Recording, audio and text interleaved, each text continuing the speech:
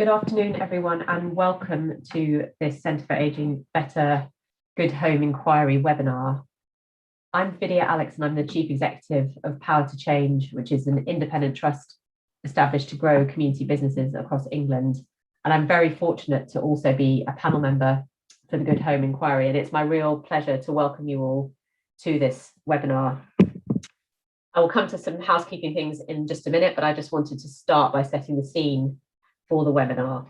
So as many of you will know, we have around 10 million people in this country who live in homes that put their health and safety at risk. So what the government defines as non-decent homes, and that's about 4.3 million homes. So this is a really critical challenge to us as a country for a number of different reasons. So what's increasingly being talked about in the run-up to COP26 is, of course, the fact that these homes present a major challenge to us meeting our net zero commitments. And those commitments, as you'll know, have been ratcheted up just of late.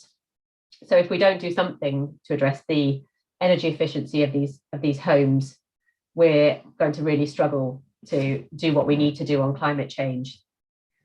Secondly, they are a major contributor to poor health and well-being. And I suppose that was already recognised, but COVID-19 has shone a really bright light on how health has been affected by housing and on the massive inequalities that we have in terms of both health and housing and how those work together.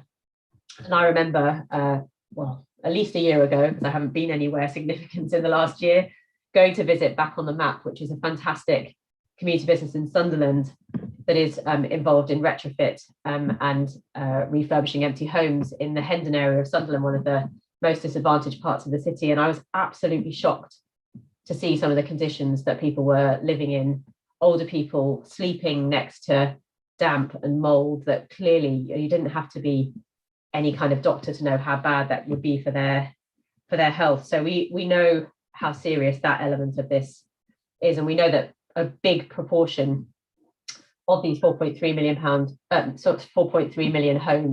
are owned by people, they're homeowners. So about 3.8 million of those homes are in the home ownership category, although we also know that some of the worst examples of quality in terms of housing can be found in the private rented sector. So there is a big challenge that we face to this critical part of our national infrastructure. But there is also a real opportunity, and I think that's what I find so exciting about this whole inquiry. And it's the fact that in order to address the challenge, we have the potential to create a whole new strand to our economy at this vital point as we start to try and recover from COVID-19. And there's particular opportunities around youth employment as we look to upgrade these millions of homes to be both fit for those who live in them, but also to upgrade our national infrastructure in terms of the housing that we have. So the Good Home Inquiry has been set up to tackle this interplay of these critical questions and come to some of the solutions that we need as a country to move forward. It's led by an independent panel, which, as I said, I'm lucky enough to be part of, and that panel is chaired by the brilliant David Orr, CBE, who probably doesn't need much introduction to most of you, has a long career in the housing sector, and David's leading us incredibly ably in trying to tackle some of these difficult questions. So this afternoon's conversation is about finance, and all of the evidence we have is that addressing both the affordability and accessibility of finance is critical. So those who want to make improvements to their homes often find finance to be the biggest barrier. So how we make finance accessible and affordable and combine that with access to information and advice is a critical part of this jigsaw, and that's what we're going to discuss today. And I've got a stellar panel to lead us in that discussion, and I will introduce them shortly. But it's clear, I think one of the challenging bits about this is that it's clear that to get this right on the finance side, we're going to need a combination of government, both local and national, private finance providers and individuals acting as well. So we're going to need to get all of these different actors to work together to come up with the solutions. So what is the role of national government? What's the role of local authorities? What can private finance providers in the current market do? And where is the need for subsidy and where is the need for greater government intervention So those are the questions that we'll be coming to. And we definitely are going to have lots of time to involve you as experts in the audience in the conversation. And there'll be a poll to get that bit of the webinar going after we've heard from the speakers. But before I turn to the speakers and sort of start introducing them, I just wanted to go through some housekeeping rules, just so that you all know what the deal is. So we are being streamed live on the Aging Better YouTube channel, and the webinar will be available to view on demand as soon as we finish. So if you miss any of it, don't worry, you can catch up very, very quickly as soon as we're done. As live attendees, you're all in listen-only mode. So if you have any questions for the panel, please do put them in the Q&A box, which you can find. I'm sure you're all sick of this drill now, but find at the top or the bottom of your screen, and don't hesitate to add those questions as soon as we get going. So don't wait till the speakers are all finished. Start putting your questions in. The team will moderate those and make sure that we can answer as many as we can in the time we have. There is also the chat box, and I know some people really like sort of having an ongoing discussion during the webinar on chat, so please feel free to do that as well. If you're watching on YouTube, please feel free to join in the conversation as well. We're using 2 hashtags, so hashtag build better and also hashtag good home inquiry. So any of those, we will be able to pick up the conversation. So without further ado, I'm going to turn to our first speaker. I'm going to introduce the speakers in turn, just because it's quite hard to keep keep all of the information about how capable all of these people are in your head all at once. So our first speaker today, kicking us off, is Yvonne Fullwood. So Yvonne is the Senior Evidence Manager at the Centre for Aging Better. And the Centre for Aging Better has created a really stellar reputation for itself for being a real bastion of good evidence and for leading debate led from evidence. So I know Yvonne's going to really set us off on the best foot with an overview of the evidence in this area. So Yvonne, over to you. Hi, thanks Vidya, and it's really great to be here today. I'm going to just ask for my slide. Great, fantastic.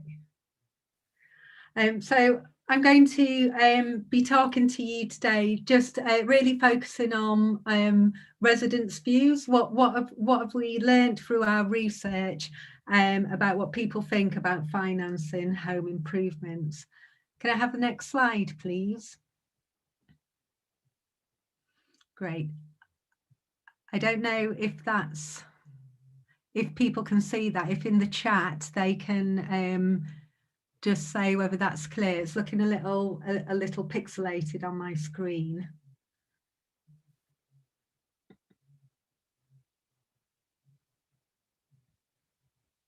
Okay, so the slides.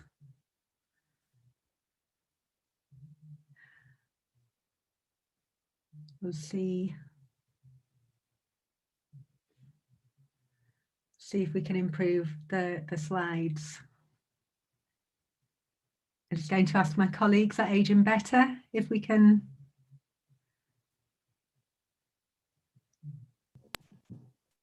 Yeah. Bear with us, everybody. We'll try and get those slides displayed to you so that you can read the text, because yes, it was quite blurry.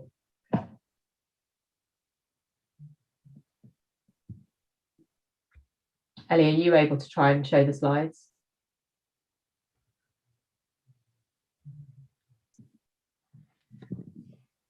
Rachel, great. Brilliant.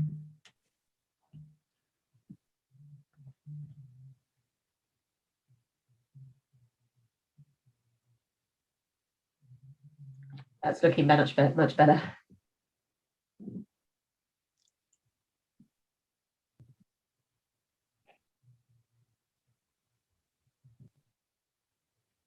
Great. You able to go to full screen?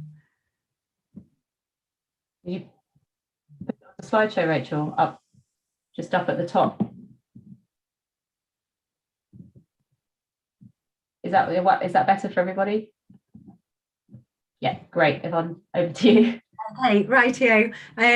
We'll get back on track, hopefully. So this slide, which I'm hoping you can all see, just really outlines the different research projects that we've been undertaking as part of the Good Home Inquiry, and we're really keen that evidence underpins all of the work that we're doing in the inquiry, not just in our research projects, but also in the various workshops and engagements that we're having with various stakeholders. So starting on the left-hand side of this slide, our first piece of research that we commissioned last year was some work done by the King's Fund, and that explored existing literature on the connection between homes and health. And from that, we also produced with Care and Repair the Home and Dry report that really started to look at, pull out some of the sort of costs of home improvements. We then commissioned a piece of longitudinal research from Ipsos Mori, exploring people's experiences of living in poor quality homes. That was a diverse sample, but the age range was focused on our target cohort of people aged 50 to 70, but all participants had a shared experience of living in poor quality homes. We also commissioned a piece of work from NatSen, and that was focused on a homes and community study in 2020. And that looked at how people in our target age group felt about their homes, and in particularly the impact of the first lockdown. And in February this year, Ipsos carried out a poll exploring people's attitudes and beliefs about their homes and home improvements. We haven't published that yet, but it's very imminent. We've also commissioned the Collaborative Centre for Housing Evidence to undertake a review of housing policy and programmes that have been implemented over the past 50 years. This is a really substantial piece of work, and part of that work is involved exploring the lessons learned from what we can learn from past policy and practice to really start to pinpoint what would be most effective in our response. So how do we respond to poor quality housing stock, given the current political, economic and sort of social considerations that shape all of those. And we have just, together with UKRI and ScienceWise, commissioned a really exciting piece of work from Britain Thinks to undertake a series of public dialogues. I'm just seeing a bit in the chat whether we can put this onto full presentation mode. Might that be possible? I'll keep talking, and hopefully we can work that out at our end. But today I'm going to give you, as I've said, a quick spin about what we've learned about people's attitudes, about financing home improvements and exploring their beliefs as well. I'm going to really focus mainly on the findings from the Ipsos Mori work, but I will draw out some of our wider evidence. Can I have the next slide, please?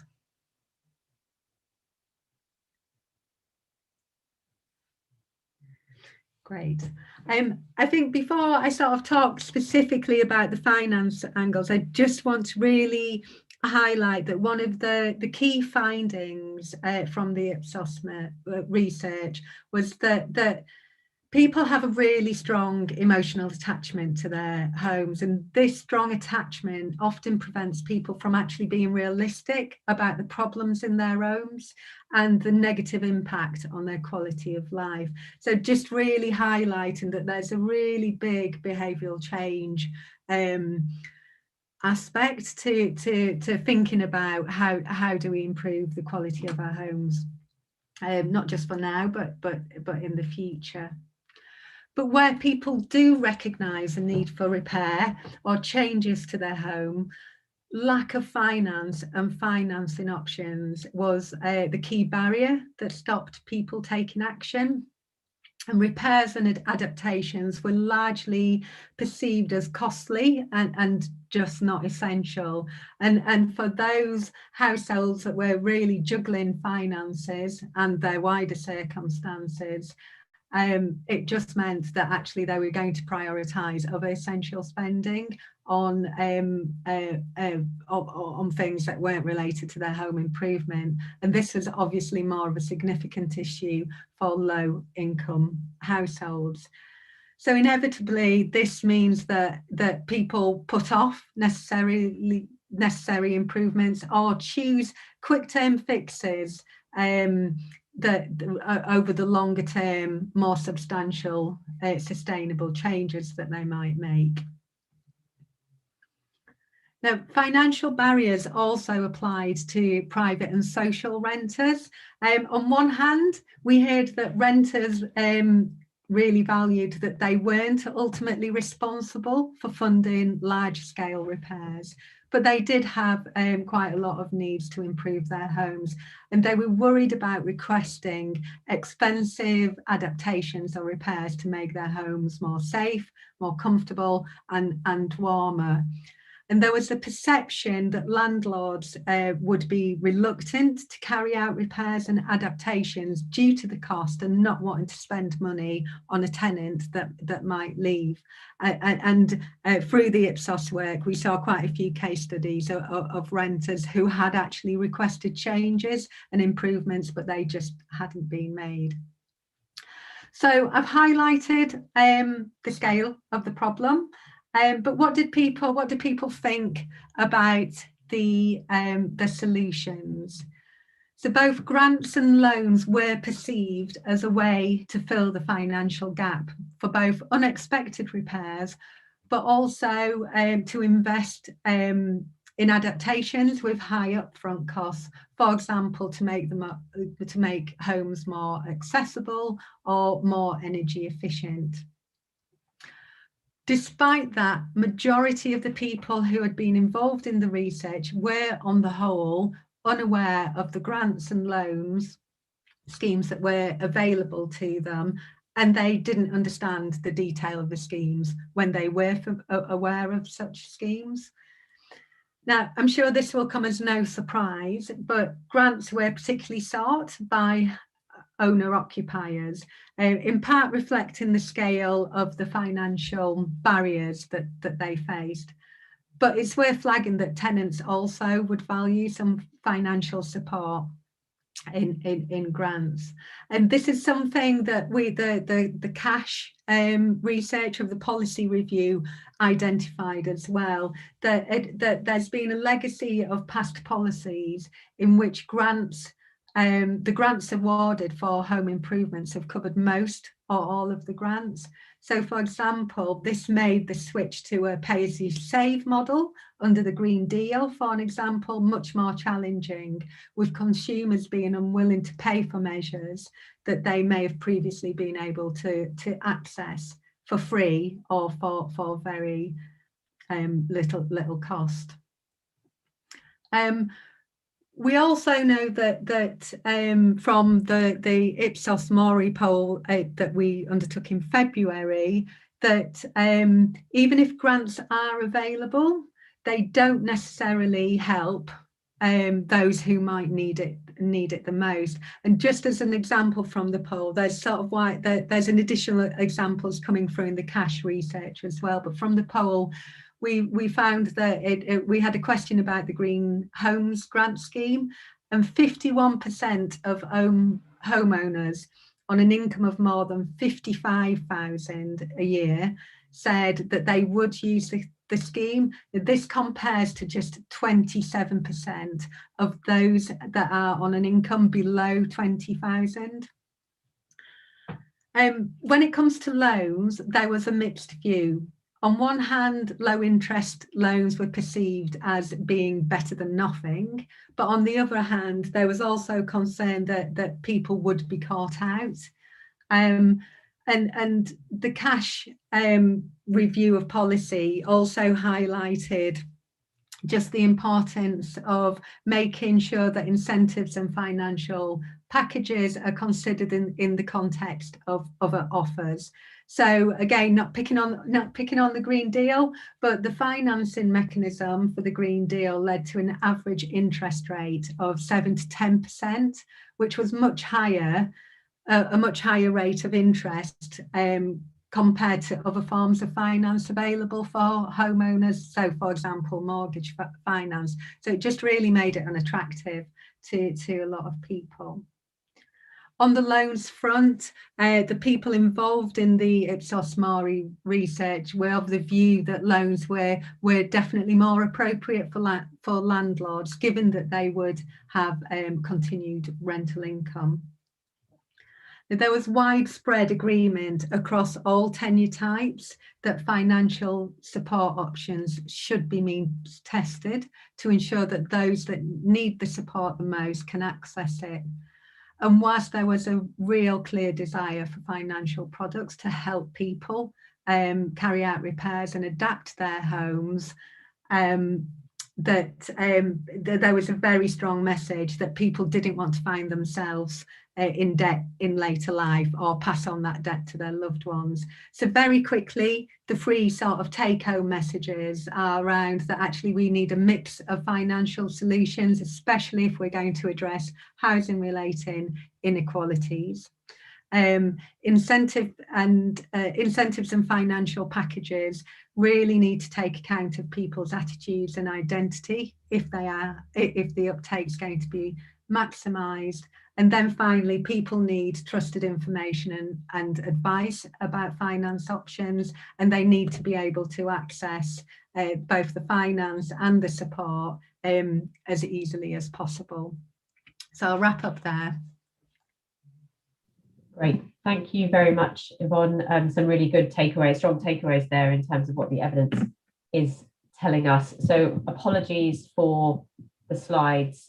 So the tech wasn't cooperating as we hoped. So just to reassure you that we are going to share all the slides with everybody attending after the webinar. So I apologise, and clearly some of you weren't able to really read the slides properly, and for others of us it was working okay. So just to make sure everyone has that information, we will be sharing the slides anyway.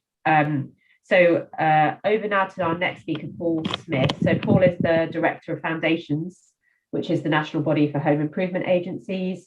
He's managed 2 award-winning home improvement agencies prior to this role, and is a qualified building surveyor and a member of the Chartered Institute of Buildings and Chartered Institute of Housing. So knows his onions when it comes to this agenda. So Paul, over to you.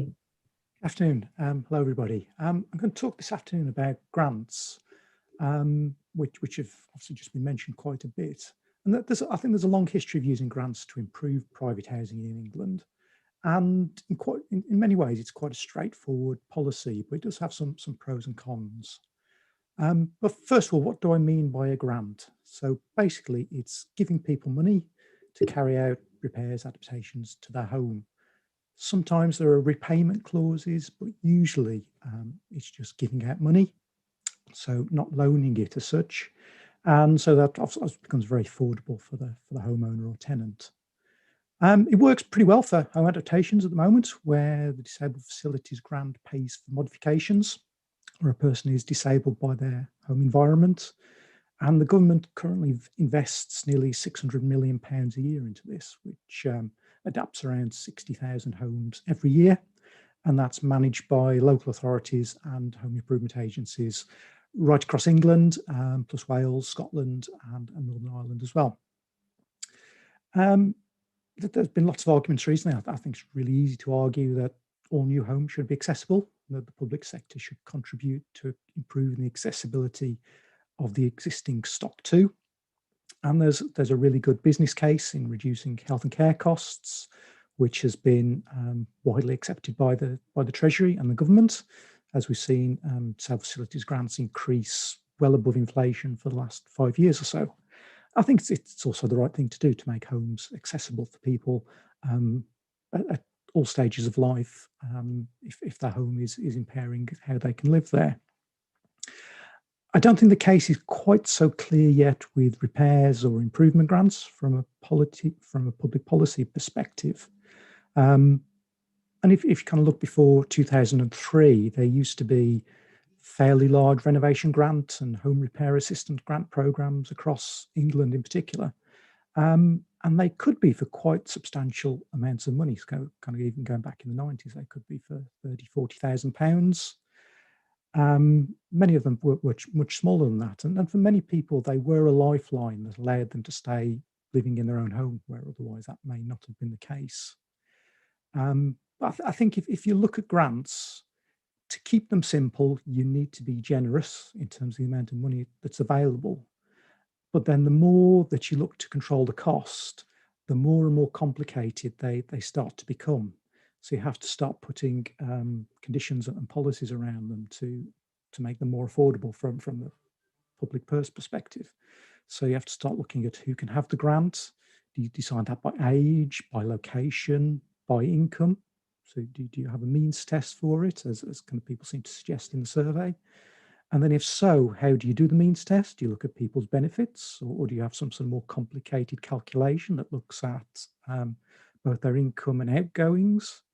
Do you take their equity into account, savings, salary? Are you disincentivizing somebody from working if you're taking salary into account, for example? What outgoings do you consider? Do you consider mortgage costs? Because if like the Disabled Facilities Grant has one means test that covers the whole of the country, but it only has a standard rate for housing costs. So kind of mortgages in London and the southeast probably cost a lot more than they do in the northeast and northwest, but it takes the same figure into account. And then how much money do you give? Do you give 100%, 50%, some sort of variable percent? It starts to get really complicated once you get into the detail of it. And almost every local authority across England has a housing assistance policy which sets out how they use their discretion to deliver these sorts of grants, if they do. And I think for anybody who's ever written one, however much care and attention you put into drafting your eligibility clauses, within the first few weeks, there will be someone who misses out that you think, I really would have liked to help them. And equally, there'll be someone who qualifies who you think, I'm not quite sure they should have had that grant. And it's kind of really difficult to set that balance just right. And I've kind of, the last housing assistance policy I wrote, I remember a case where there's an architect who's living in a very grand Georgian house, and he needed some work done to his roof, and through circumstances was eligible for a grant for a short period of time. He had the work done, but then made lots of complaints about the way it was done, and the contractor ended up doing far more than he was paid for to complete the job to the architect's satisfaction. He was also propositioned the caseworker as part of the initial visit, and she rightly refused to visit him again. So it created all sorts of issues that, in kind of retrospect, I might have written the policy a little bit differently. So there's kind of the eligibility in terms of kind of the person and their circumstances, but then you also need to decide which work should be eligible. So do you use something like the Housing Health and Safety Rating System to look at what work should be funded? Decent Home Standard, something else? What's that maximum amount of grant that you give for that? And how does kind of the equity of the property come into or be taken into account? Almost certain that the value of the property is going to increase because of the improvements. So is there some sort of quid pro quo there in terms of grant conditions, potentially? And I think kind of the other interesting thing about grants, certainly when I was involved with them back in the day, it's looking at kind of how much choice do you then offer? Should the applicant just be grateful to get what they're given? I think some certainly back in the day, some local authorities took that view. Or should the person who, it's their own home after all, how much choice and control should they have about the improvements to their home? What about if kind of the standard is usually grant is a fairly low standard in terms of quality, but what if that person wants something that's a bit higher? Are they then allowed to pay the extra cost towards that? And similarly, how would that work with landlords? Paying works to their own property as well. So there's lots of complications about how you set policy around a grant. And I think kind of some of the other things to consider are how did the property get into that state of disrepair in the first place? if the owner didn't have the wherewithal to maintain it before, would that be any different now? Would it just need repairing again in 5 and 10 years' time? Is that then a sustainable solution and a good investment of funds? Is it providing the best outcome? And how do you kind of encourage maintenance of a more sustainable approach to that? Or again, is that just down to personal choice and you kind of fund repairs and improvements and move on? And also kind of how are the works actually facilitated? What supports are available to go with the grant? I'm a big advocate of home improvement agencies, I guess will be being the director of foundations. But I think to make this sort of thing work effectively, you do need caseworkers and technical officers to help people through the process. So get the works done properly, to protect from road traders, and to make sure it's all done as well as it should be and in as timely a manner as it should be. So grants, in some ways, quite straightforward, I think. You just give money to people to improve their home. But once you get under the skin of it, there are so many more things to consider, and not least whether it's affordable at scale, I guess, given the current financial situation of the country. Thank you. Great, thanks, Paul. Yes, quite a complex mix there of issues to consider when thinking about grants, and arguably that might be just one of the financing mechanisms we need to tackle the scale of this problem. So as you were talking, I was thinking, okay, 600 million for 60,000 homes with stable facilities grant, but we're talking about 4.3 million homes that might need some kind of work done to them. So as you say, under the current public finance context, how likely are we to be able to do the vast majority of this heavy lifting through grants, and what's the role for loan? What's the role for market solutions? All things we want to consider as part of this discussion. And clearly, as you said towards the end, coupling finance with trusted intermediaries as a way of ensuring that it's accessible also seems to be pretty critical. So thank you very much for your insights. We're going to turn to the next speaker, who is Emma Lauer, who is the CEO of Lendology. So Emma is a leading light in the social enterprise world, and well recognized as a leader in the sector. Lendology is a fascinating organization that provides loans at affordable rates to homeowners, landlords, empty property owners and others for a variety of purposes, and I'm sure Emma will tell us more. But I've been in conversations with Lendology over the last few months as part of the inquiry, and it does feel like this sort of long-term patient kind of affordable loan has a part to play in the overall financing mix. So really interested to hear a bit more from you, Emma. Lovely, thank you, Vidya. And yes, please, if we could share my slides. As we said, they will be shared again after this afternoon's presentation, and hopefully I've got quite a few images going along anyway, so fingers crossed there's not too many words for people to read. It's great to be here, and thank you for inviting me. If we could move on to the next slide. It sort of shows a bit more about how Lendology have operated across the Southwest, and following on from Paul's example of saying that grants were pretty much got shot off in 2003. We were established, surprisingly, in 2003 on the basis that private homeowners were no longer going to be eligible for quite so many grants. So we came along and set up in order to be that recyclable fund for our council partners. So we've been working very closely with all of these partners across the piece. So we've got 18 at the moment. It might be about to get smaller as Somerset goes through a transition from maybe 5 to 1 or 2. Who knows what's going to happen in the elections. But we've been working since 2003, helping our council partners and helping local homeowners to fund home improvements. If we could move on to the next slide, please. So the key features are that because we're lending council funding, so we went for a tender for central government funding and asked for funding for each council partner. So we don't have any shareholders, we don't have anybody, we don't have any targets. What we do have are targets working with our council partners. So we are able to lend at a fixed 4% interest rate, which is fixed for everybody regardless of their age, income or whether they're on benefits, whether they have any income. We have a number of our clients who are pensioners on fixed incomes and don't quite have the funds to be able to afford to fix the roof or put in that new boiler that will stop them having sort of dreadful mold problems and those things that we've already sort of discussed. So what we do is we enable that individual through a very structured, tailored assessment, work out what the best funding is for them. Now, we all know that the quicker you pay off a loan, the less you pay. But for some people, they cannot afford to pay the money back right now. So because of the way we're funded, we don't have to seek the money back until the property sells and until that person is able to pay us the money back. But clearly what we do is we just make sure that we offer the best rate and the best sort of the best thing we can for the client.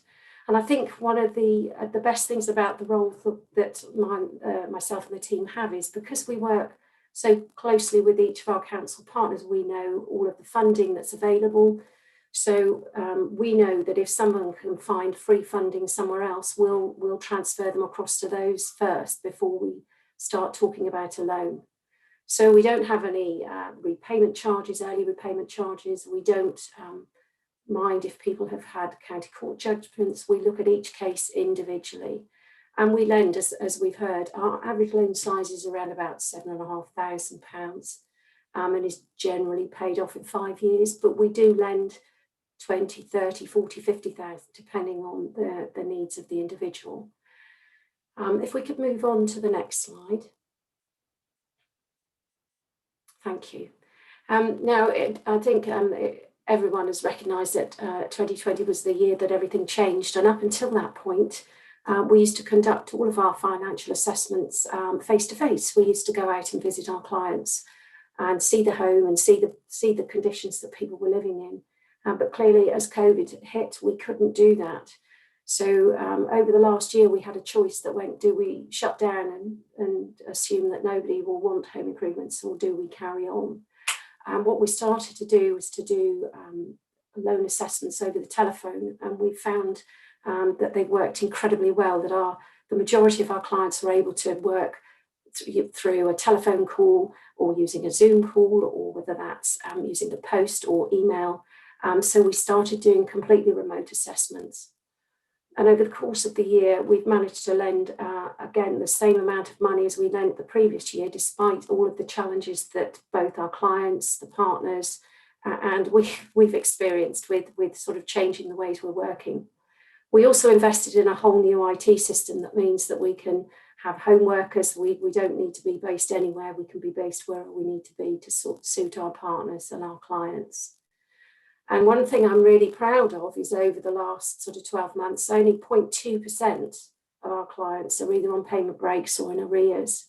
And for me, that really stands up to show that when we conduct a client financial assessment, we make the right decisions for them to help them make the best choices for their funding that we can.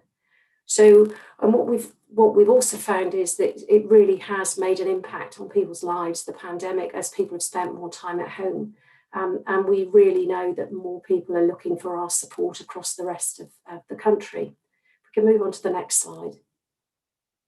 So we've got our social impact figures for last year. We're just compiling them for this year, but in 2019, it was one of our record years. We lent over 1.6 million.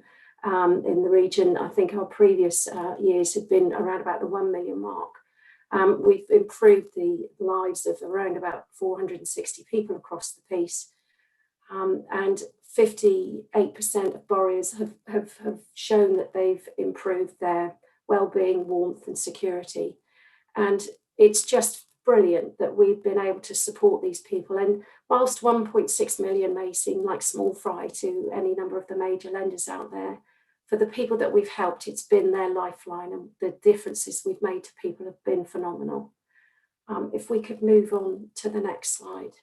So one of our clients that we've got a case study on here was she'd escaped from a difficult relationship, had managed to be able to afford a property, bought the place, and having moved in, discovered some damp and the mortgage company refused to lend her anything further. And working alongside the council, we were able to find the funds to lend to her. And I think, again, if it hadn't been for that, for us being here, the lady would have really struggled to have found anybody who would have been able to help her get the works done. And I think this work was completed at the end of January. I haven't got the after pictures yet, but when I do get them, we'll have them up on our website. But what happened was she discovered some damp, and then it led to another problem and another problem. And the council were incredibly flexible about allowing us to sort of lend their funds. And she was able to borrow, I think, in excess of £30,000. I think the chimney was about to cave in as well, and nobody had kind of told her that either. So she's now absolutely delighted that we were able to support her. So if we could move on to the next slide. So in terms of what we're trying to do, I've been very grateful for having had this position for the last 2 years, but what I'm absolutely determined to do is ensure that we support more people across the rest of the UK. We're currently based in the Southwest, and we're based in the Southwest because that's where our funding has come from. So what we're looking to do is to grow across the rest of the UK, that we can be that lender of choice across the UK to homeowners. So we're finding that I'm talking to a lot of council partners across the rest of the UK at the moment. And it's one of the challenges that they're facing at the moment is around securing funding for us to lend. And I think the majority are looking at the public works loan body. We're also involved in a lot of climate emergency discussions as well around the deep retrofits and supporting people to make those changes to their properties. But we're ready to roll, we're ready to work across the UK, and all I would love to do is speak to many more council partners who would like us to offer our services to help them support their communities. Thank you very much, Vidya. Great, Emma, thank you. And it does feel like the critical part of having low cost capital, which means you can then lend at low cost, is to my mind part of the jigsaw that we need to build to tackle this issue. I'm going to encourage you, before I move to the next speaker, to put questions in the Q&A box. So Maggie Joan is doing a sterling job right now of asking questions, but she's on her own. So we need more questions from those of you who are listening. And really just to say that as part of the inquiry, this webinar and others like it that are part of the inquiry process is part of our research process. So we don't come to this with a set view as to how things need to be done. We obviously have evidence and research that we've already done in this space, but we do really want your views and your thoughts as experts in this space to help shape what the inquiry is thinking. So the questions and the conversation that we'll have after the last two speakers are critical to our work. So please do keep asking, continue to contribute in the chat, and also ask questions of the speakers for the second half of the webinar. So without further ado, moving on to Naomi Kingsley, who is the CEO of London Rebuilding Society and founded London Rebuilding Society in 2000 after spending time in the US on a Hartness Fellowship, which I was also lucky enough to do a few years afterwards. Has developed London Rebuilding Society to develop practical solutions to improve housing and well-being where the market fails. So really interested to hear your thoughts as well, Naomi. Over to you. Thank you, Vidya. I'm going to show a short,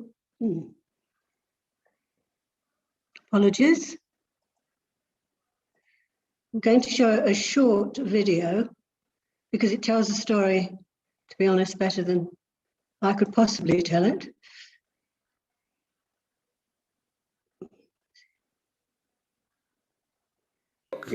Loan on the strength of me owning my own house, and as far as they were concerned, because I'm disabled, not working, the most they could offer me was £3,000. So I was really glad when London Rebuilding came onto the scene to help me with this problem. We knew there were lots of homeowners, older homeowners, whose houses were not in good shape and were struggling to get any kind of finance to do the works, to repair the property.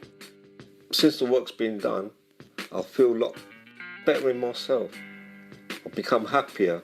Anyone who needs the help and can get the help should find that support from London Rebuilding, because it would make the world of a difference to their life. I'm ever so grateful.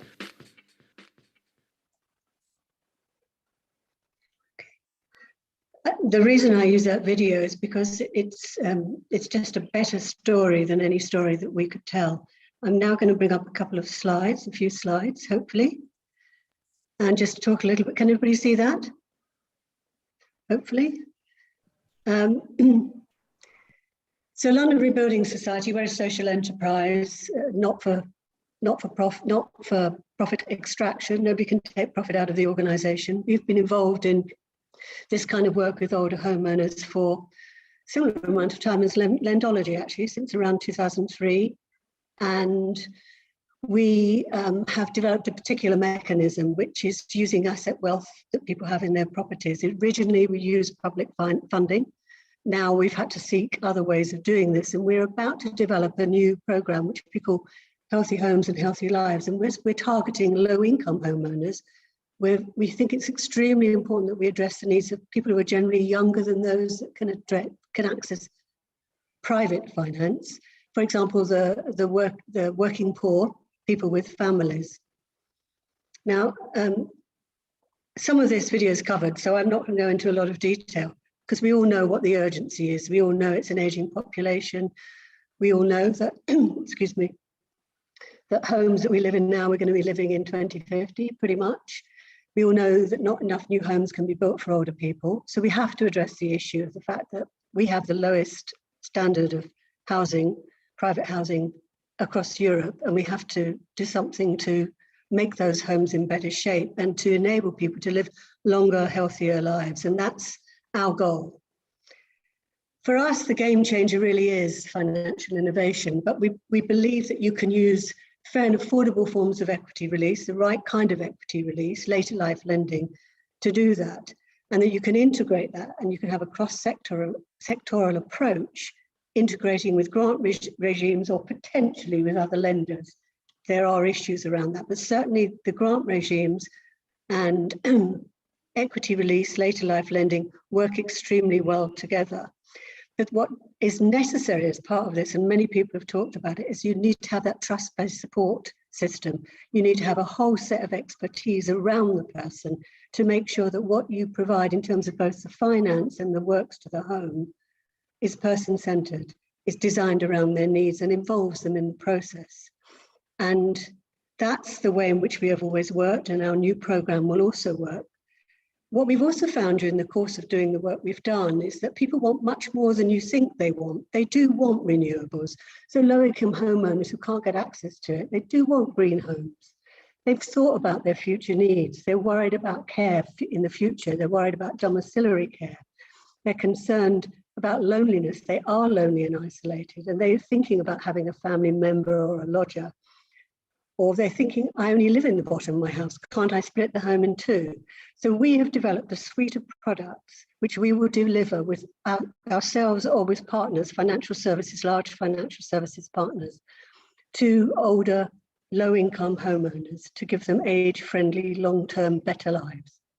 And the essential element that makes this really different is that all of the products are based on something called a post-works valuation. These are all regulated products, so there's always a financial advisor involved at every point, as well as the support network that we have. But the post-works valuation is critical because it means that when I show you some examples, many homes that we visit are people who have not been able to access grant or maybe have been able to access a small disability, DFG, but they need to top up because their home is in very poor shape. They may have a hoarding issue, lots of issues. And for example, a recent homeowner's home was only valued at 150,000. This is in Newham because of the state of the home. So we take a whole team of people in, client relationship manager, surveyors, valuers, and they work out with the homeowner both what must be done and what they want to be done. And we then value the property post-works. In this case, the value post-works was 400,000. And the lending is based on the post-works valuation, which means the borrower, the homeowner, can borrow what he or she or they need to make their home not just decent, but much more than decent, smart, green, adapted and accessible for their future needs, and also a great home in the future if they want to, if they move or go into care or pass away. This is a consortium that we're working with, and the important thing about this is that there's no local authority mentioned here, but local authorities are critical, of course. We always work with local authorities. They're mostly our referrers, but we also have referrals through the private sector and through our other social enterprise partners. The advice will be offered mostly by Step Change, a debt charity that also offer mortgage and later life lending advice with no charge, but it's all heavily regulated. So they're our kind of committed, signed up partners. And here's some examples of what you can achieve. This is actually a program we run, which was empty homes, but you can do a similar thing for people living in their own homes and adapt the equity release innovation model for this purpose. This was a woman who lived in Hackney in a huge house, which is in a terrible state, a multi-story house, and Victorian, difficult, always more difficult to adapt. She wanted to stay there. She was adamant that she wanted to stay in her community. So we refurbished the entire property. She lived in the ground floor, as you can see, and the 2 flats above were rented out for affordable rents through a local housing association. And she then could stay in her property, in an age-friendly, accessible property. But she also had the community around her that she was familiar with, and knew people around her who also could kind of lend an ear, take care of her to some extent. And I mean, I haven't gone into detail of how the financial mechanism work and how we process it, but this is for us what the real success is, that you can, and I think it's been talked about by other panelists, for people to actually have what they want and need so that they can have a longer, healthier, happier home, happier life. Now this woman, this was done under COVID, and we were able to use the ideas that we are developing in her home. So this is had a deep green retrofit, and we also installed technology so that she could access energy monitoring, movement monitoring, sensors in her home, which are not disruptive to her. She's perfectly happy with them. And also give us a kind of early warning system. So this is a rather strange slide on some levels because it doesn't tell you anything, but it tells us a lot. So we can identify, she's obviously agreed to the data sharing. We can identify where there's an issue, where there might be damp or moist, or she's not moving in the home. So we can immediately intervene, have an intervention, call her, because we offer not just pre and during and off, but we also offer aftercare. And we can go in and do a health and well-being check, work with her to see what the issues are, and actually help her to address the issues that she has. Part of, and the whole idea here is that everything here, there's no charge to a client at all until they sign up. But once they do, everything that is offered is part of the loan. And people's properties don't normally also increase in value considerably more than we usually estimate. For example, this woman, her property was actually valued at $525,000. So not only does she have the benefit of a lovely house, but she also has better financial well-being, cheaper bills, and is generally much more contented. I think I'll stop there. Great, thank you, Naomi. It's really interesting, sort of building on what Emma was talking about in terms of the ways in which financial innovation can be part of the solution, and actually that win-win. You know, we can get greener homes, but also happier, healthier, more contented citizens living in those homes. So our final speaker provides a really important perspective on this issue as well. So Andy Boyle, who is the director at Otley Energy, which he founded in 2019. We've got a lot of, I think it's about innovations at the heart of this. We've got a lot of founders on the panel today. So it was born out of Otley 2030, which was a project to create a climate-friendly and sustainable town.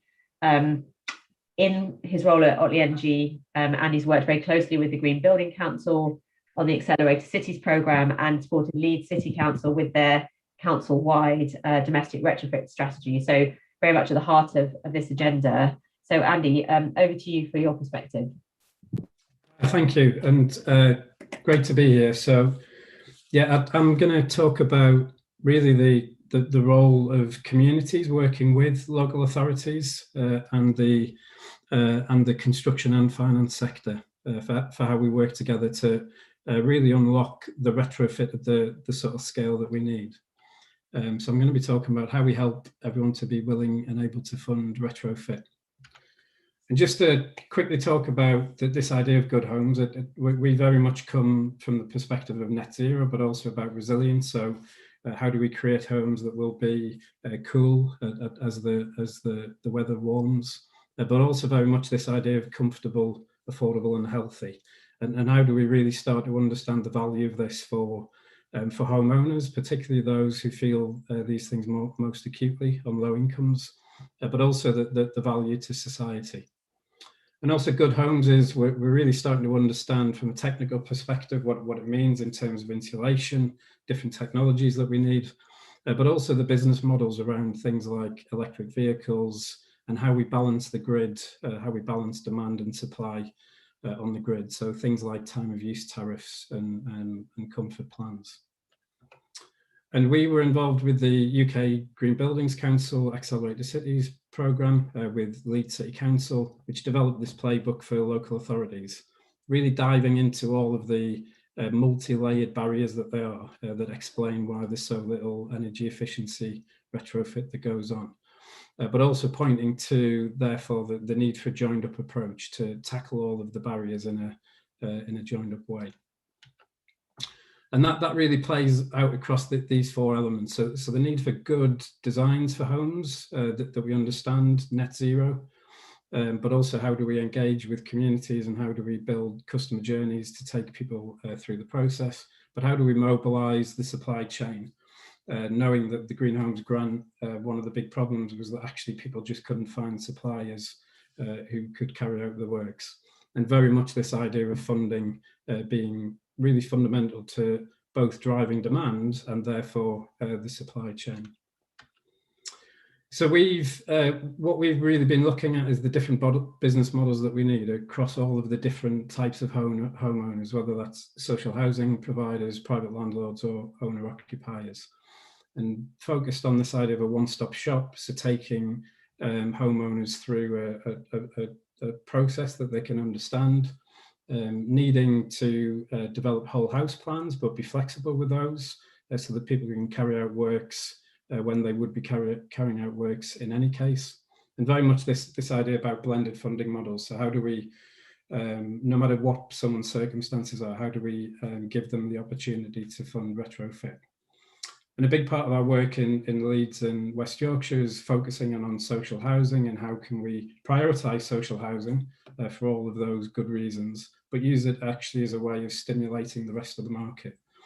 So really using it as the foundation for area-based schemes where we can take a street-by-street approach in communities. And so this idea of a blended funding model comes from the fact that most retrofit at the moment, it sits in two opposite camps, if you like. Those who are able to pay, who can afford to do it, but those who receive grants and typically fully funded in social housing schemes. And this really points to the two sets of value that we really need to start to amplify. And it's the value to the homeowner, really transformational in people's lives, that this kind of retrofit that we're talking about, but really valuable to society and demonstrated that actually it's a net positive financially for government when they invest in retrofit, that they get more back through things like tax take, but also benefits to health and the NHS, etc. But then really most people sit in the middle, that they're neither able to pay nor need full grants. And so it's about these business models that can sit in the middle and put everyone in a position to pay. So if you imagine this as a sliding scale, really, with things like green mortgages, which need to become the norm, but also green mortgages that are flexible to allow people to add to the mortgage as they do work over a number of years. Mechanisms like PACE, which is popular in other countries, which is a form of mortgage, but it attaches to the home and therefore remains with the home as people sell the homes. And then green rental agreements, which allow landlords to invest in the home and recoup some of that money through affordable additional service charges alongside rent. And a similar basis, energy and comfort as a service, where actually a new form of energy company invests in people's homes, and some of that investment is recouped through energy savings that the homeowner receives. And so the work we're doing in Leeds is really trying to bring this funding element directly into a one-stop shop model. So we're working with Retrofit Works, who are behind the Cosy Homes Oxfordshire scheme. And it's this really comfortable process for homeowners, guiding them through the process, but really bringing the funding as a really important part of the process, as we've heard from the other speakers. And also this idea of area-based approach. So looking at where regeneration work is going on and working across different tenures, across different homeowners, and taking a whole street approach, which really requires that blended funding model to be in place. Thank you. Great, thank you, Andy. I think this idea of blended funding models, blended finance is coming up very strongly. So there is that gap, I suppose, between those at the very bottom, who can least afford some of these changes, who might need some grant approach that will fully fund things, those who have the most means, who can probably access some solutions in the market, particularly if they're doing things at scale. And then there's the kind of gap in the middle in terms of the need for blended finance models. So thank you very much to all our speakers. We're going to turn to the Q&A session now, and we're going to kick off that bit of the webinar with a quick poll. So it's over to you to give us your views. So it should be popping up on your screen. So there's only one question. So which of these financial interventions would have the most impact on improving homes in this country? So providing direct grants, subsidising local authority administered retrofit, giving local and regional governments access to low interest finance, or providing financial incentives through green financial products like green mortgages. So I'll give you all a minute to respond to that.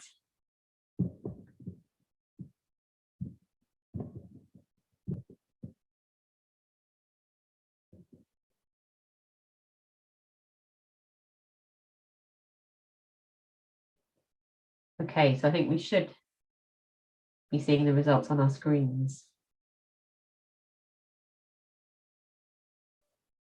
Right, interesting. So we've got over 50% of you saying that giving local and regional government access to low interest finance to carry out wide-scale improvements would be is your most popular choice in terms of having the most impact on improving homes. And then not that far behind, comes direct grants or low-cost loans for individual homeowners and landlords. So before we turn to the questions in the Q&A, and do keep adding them, I just wanted to turn to the panel for some reflections on, if you want to all put your screens on, I think that would be helpful at this point, some reflections on that. So Andy, what's your view, you addressed this sort of blended finance issue in what you said. What's your view in terms of the majority of people on the webinar feel that the money best directed to local and regional governments to then create the subsidy schemes or the low cost loans, etc., at that level rather than at the individual level? Or is it that we need both? What's your view? Yeah, I think my answer was going to be all four, actually. And it really matched where I hesitated at the end. I think both those top two are really, really important. I think there's a need to get that big stimulus into the market through area-based approaches to really change the supply chain because there just aren't the skills for retrofit in the way that we need it.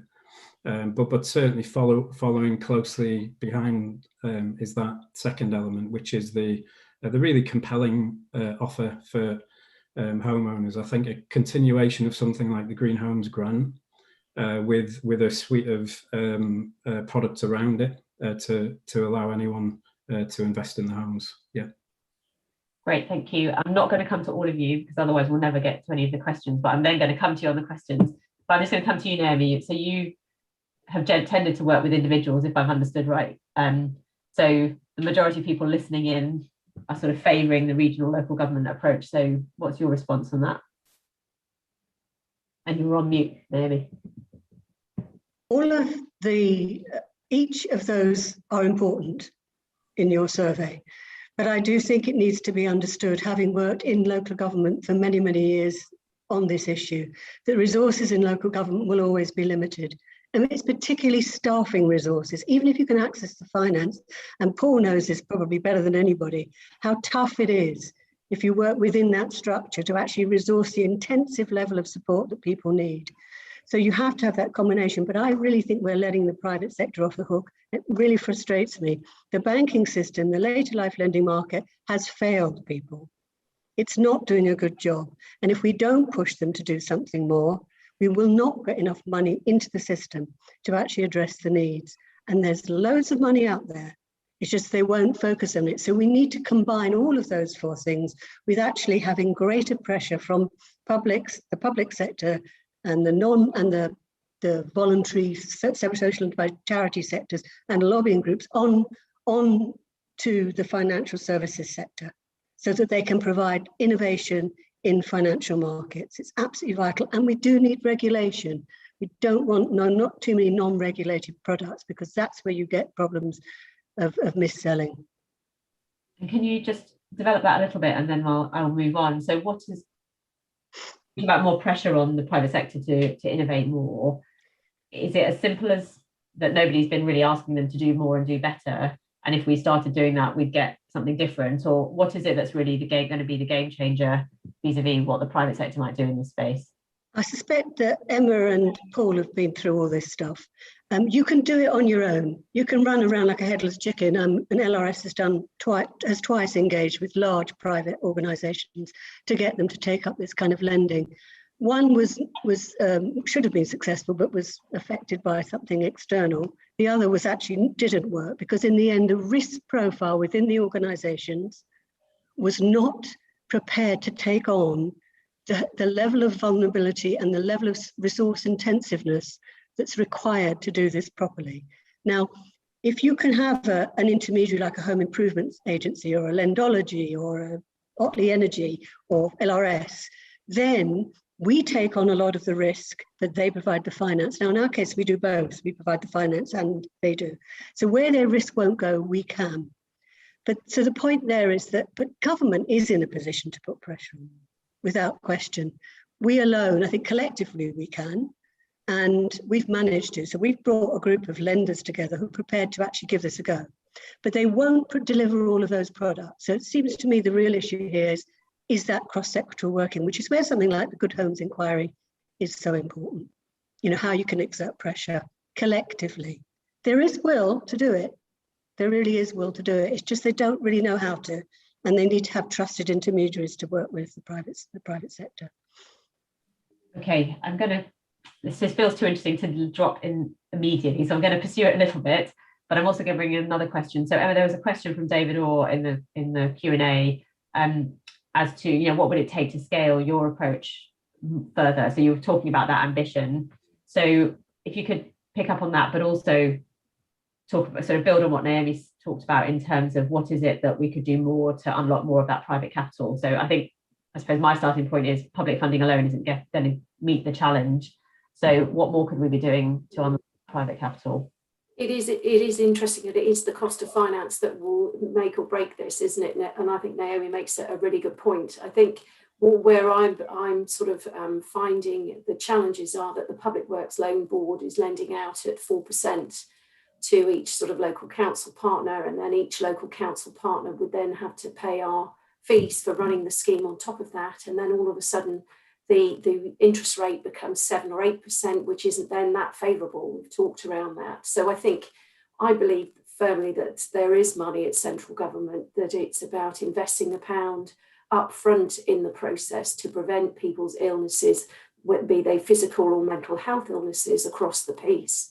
So if for every pound they invest up front for the person to live in a better, safer, warmer home, they will save £1 later down the line when it comes to hospital fees or having to move. And I've started sort of in my head thinking around pension funds and wondering whether or not I should be talking to pension fund owners to go, I'm a really safe bet. I've got a 15-year track record as an organisation and we lend safely and securely. And I think we've got a 0.03 non-repayment rate. We've lost 23 grand having lent and had repaid £7 million.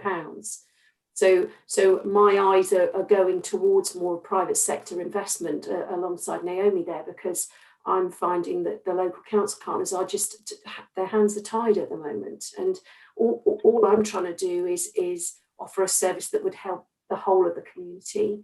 We're not looking to make a profit. We're a non-profit making social enterprise lender. We're FCA regulated. We've got all the bells and whistles. So my eyes are lifting towards private sector, trying to find that funding.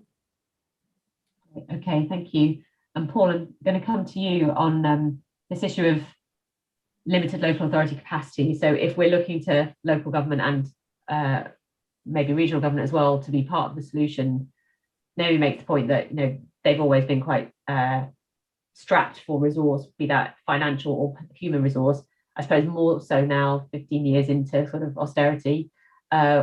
What do you see as the balance then between kind of which actor is really going to have the power to move this? I think the kind of money for the actual works is probably the easy bit of the picture, because banks and building societies traditionally pay for that sort of thing. I think the other costs involved in terms of supporting people through home improvement agencies, through supporting people with financial advice, and kind of advice generally, that is the tricky bit, and nobody really wants to put the hand in the pocket for that bit necessarily. And that's probably where we need the investments on a front from the public sector to make that happen, because local authorities are going to increasingly find that difficult to do.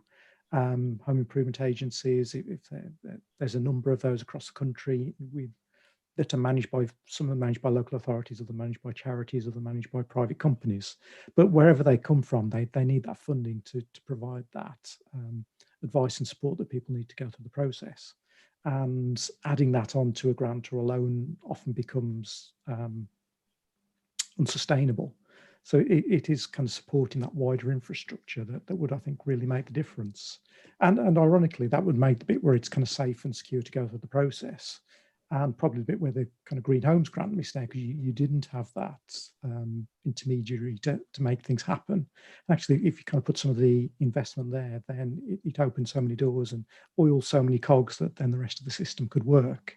And there was a great system across the West Midlands called West Midlands Kickstart, that unfortunately had to close in 2010 when austerity bit and kind of the banks crashed. But that was a great example of a public sector scheme that was providing loans, that was growing, that was doing lots of repairs and improvements, and was starting to make a real difference. And there's lots of great learning from that, I think, could be very easily replicated with a kind of good following wind and a bit of money behind it.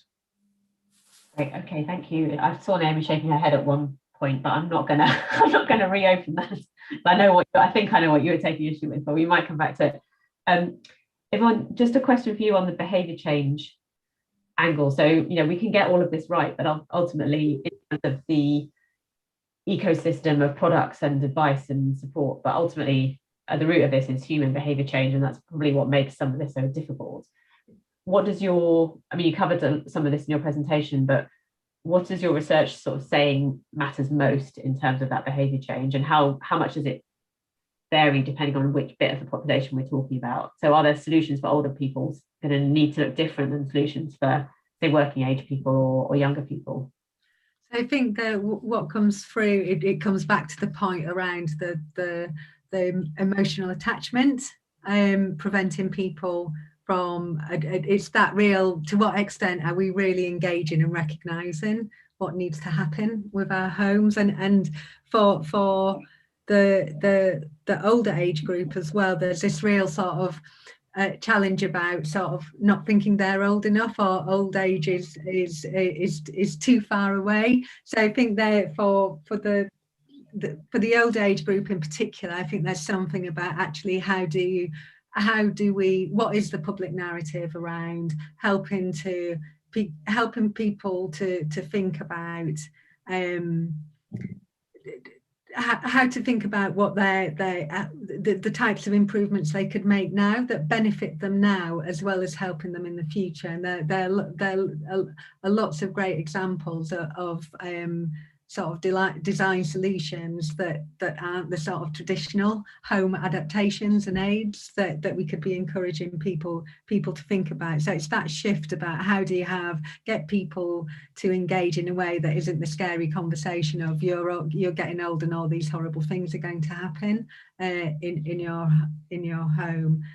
I think it's also just the real reality of the decisions about improving our homes, no matter what age we are wrapped up in decisions about everyday life, and there's always a trade-off, and it's just sort of recognizing those that depending on your priorities and just the household finances as well, that actually making improvements to improving windows, making small adaptations just might not be as important. Definitely is not as important as putting food on the table, but also even to the actually the holiday now versus improving the home now for the longer term. Okay, great, thank you. I think I'd also pick up video, if you don't mind. There's also a large stigma around borrowing money. There is still a stigma around people not wishing to say they need the help to make their homes a nice place to be. And what we come across is a lot of people who just, as Naomi's gentleman showed on the film, they tend to shut the doors and hide away. And it's about trying to bring that stigma out and say, this isn't a problem. This is about improving your life, and this is about helping you. And it is very slowly nudging them to make changes bit by bit at a pace that suits them, in a way that suits them. Yes, I think from the few examples I've seen in real life, that really resonates. This idea of hiding in the shadows and actually people needing to feel comfortable that they can actually be open about the help they need and the dire situation often that they're living in. I'm going to turn to a number of questions that Maggie has asked. So one is directly to you, Emma, so about where Lendology raises your funding from, which I think you probably did touch on, but might be worth saying a little bit more about. The other, I'll come to several of you. There's another two questions. So one is directly related to the research. So Maggie asks, so where care and repair is not subsidised by a local authority, what is available to people in those areas that don't have that option? So Paul, I might come to you on that potentially. And then final question is, the Confederation of Cooperative Housing is aware that some of their member cooperatives have money sitting in the bank for which they may soon be charged interest as opposed to accruing it. The same probably applies to middle class members of the University of the Third Age. At today's bank rate, it should be possible for elderly homeowners with no disposable income to obtain loans against collateral at about 3% without excessive setup costs. Can you as the panel advise whether this opportunity for older people to help their less wealthy peers without risk is being looked into? So I think if I've understood the question right, Maggie's sort of asking about almost a peer-to-peer lending model. Can we use the capital held by some older people to support a low risk way for them to support other older people? Is that an option? And is anybody looking at that? So Paul, I'll come to you first on the care and support question, and then maybe I'll go to Emma on the other two. Yeah, I mean, I think Maggie's right. Where there's not a care and repair or home improvement agency, which are generally the same thing, people don't have support, and usually a home improvement agency is the only support mechanism for people who own their own home. So where there isn't one, you may get a bit of help from the CAB, I guess, but there's probably not anybody with the expertise that you need to help you repair and improve your home unless you pay privately for a surveyor or an architect or something like that to help you.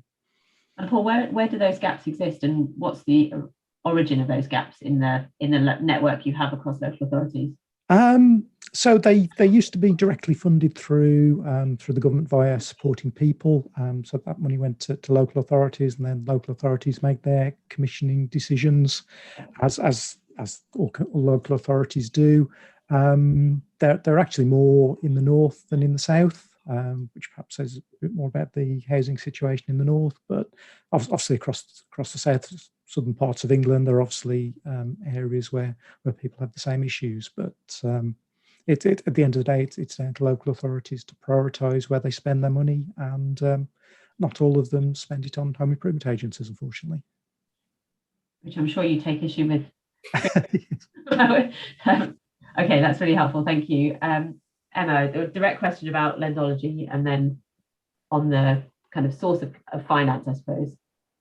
So back in 2003, we together attended to go to the Southwest Regional Hub to challenge funding from central government. So we asked for in the order of around about £10 million on behalf of our 18 council partners, and funding was given to each council partner, and we hold that funding on their behalf. And it's done as a recyclable fund. So as individuals pay off their loans, we're able to lend it to other individuals. So that we've still got the 10 million minus the 23,000 that we've lost. Shame, but it couldn't be helped. So we've still got that money, and every year we just recycle the funding. And I'm sort of looking around at the moment for sort of climate emergency funding in order to be able to support the schemes, as Andy's been discussing, around deep retrofitting, around the large sums that are required to make people's properties really energy efficient. In terms of the peer-to-peer lending, that sounds an interesting idea. It's not something that I've necessarily looked at yet, but I've only just started looking at the sort of the pension funding idea around how do we access a pension fund for the longer term returns, because 4% is a good rate to borrow at the moment. We all think when we go to a high street bank, we're getting their typical APR. No, we're not. As we press every button and say we're this, we're that, we're the other, they're balancing out your rate. So our 4% is a given. So yeah, I think that might have some legs, and I might start looking into that one later this week. It's only Monday, you've got time. Andy. Yeah, I was just going to, and I've put it in the chat about this idea of community municipal investments, which is I'd think of it as a halfway house really between peer-to-peer, and it's emerging. More and more councils are using them to fund different projects around net zero, and because of the credit rating of local authorities, it allows them to borrow at less than 2% interest rates. And potentially a lot of the research shows that the community are willing to lend that money for much longer periods, like 20-year plus. So I'd be really interested in they're typically coming into things like solar and electric vehicle schemes, but could present a really valuable foundation for local authority loan schemes. And it creates that really beautiful relationship between the public and the local authority, that idea of shared endeavour and shared responsibility for these things. And it goes back to resource, Andy, doesn't it? That says in terms of lending and regulations, I think some council partners have been slightly put off because they can't necessarily lend because they need to have the FCA regulations. And I'm delighted that the FCA are there supporting people. As Naomi said, there are some, those ones who aren't regulated tend to be not offering the best deals. And I think, again, councils may just need to think about just getting those regulated parts sorted out. Yeah, I think for me, it would be about finding the pot of money to support schemes like your own. Yeah. Thank you, Naomi. Just to throw in, I mean, we've looked at, over the years, a number of these kinds of ideas. And I think it's quite a difficult idea to conceive of people being prepared to put up part of what they consider the asset wealth of their home to support other people. I mean, we know in this country, people aren't, I wouldn't say they're the most community-oriented people in the world. And that, I think that's quite a difficult ask. However, I think there are other ways that you could encourage it by, I mean, there are, if you are, for example, a mutual like London Rebuilding Society, so you can purchase shares So you can actually raise funding from individuals rather than peer-to-peer, and it's held by a regulated body, where no profit can be extracted apart from for those who purchase the shares at some point. And that's where you can create a pot of funding. So you can do that within an organisation itself. I think you have do you have an IPS? I'm not sure, Emma, if you have a mutual in the centre of your organisation. No, but it does actually enable you to do that. You can do it as a kick as well. There are lots of things you can do, but there are also some quite heavy regulatory implications. You can't, for example, lend against money as a non-sophisticated lender. There's so much regulation around all of this stuff. And I think that that's a piece of maybe the inquiry that, needs to look at that whole kind of regulatory side and the limitations. We hope to actually create community housing effectively. So we had homeowners, non-homeowners, rich, poor. Our original schemes were based on that concept of pooling. And Newham, who was our lead borough, were so enthusiastic. But the reality was that people weren't prepared or understanding enough of how they could do that. I think peer-to-peer is a big ask, but I think there are other ways in which you can pool resources. That means you can also bring in institutional money. There's no reason why institutions can't invest with local authorities. And I'm a little concerned that we are all kind of obsessed with this idea that only the public sector should come up with the money. I mean, where does the money come from in these huge institutions if it doesn't come from us in the first place? So, call me banging a drum, but the thing I did when I set up LRS is to try and challenge the system and make it do something better.